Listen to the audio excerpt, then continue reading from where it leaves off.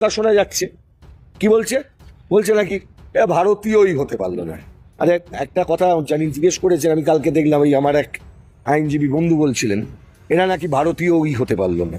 তা ভারতীয় একটা সংবিধান থেকে আমাকে দয়া করে কেউ যদি কোনো একটি জায়গায় ইন্ডিয়ান এই কথাটা দেখিয়ে দিতে পারেন যে ভারতের সংবিধানে ইন্ডিয়ান শব্দটি আছে, তাহলে আমি ওনাকে স্বীকৃতি দেবো। কতগুলো জায়গায় ভারতীয় শব্দ আছে সংবিধানে লেখা, বাদও আছে কিনা ওনাকে জিজ্ঞেস করবেন। যারা ভারতীয় ভারতীয় করে লাফালাফি করছেন তাদের জিজ্ঞেস করবেন ভারতের সংবিধানে কোথায় কোথায় ভারতীয় শব্দটা লেখা আছে, তাহলেই তাদের জ্ঞানের ভান্ডার বুঝতে পারবেন। এবার আমি তার উত্তরও আপনাকে দিই, একটি জায়গায় আছে, সেটা হচ্ছে ফান্ডামেন্টাল ডিউটিজ।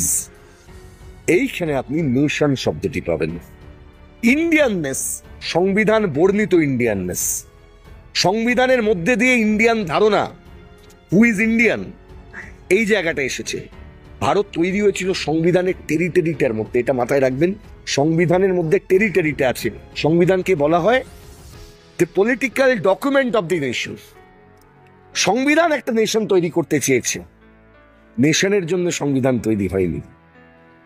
সংবিধান তৈরি করেছেন জনগণ, যারা ভারতকে sovereign, socialist, secular, Democratic Republic হিসেবে গড়ে তুলতে চেয়েছিলেন।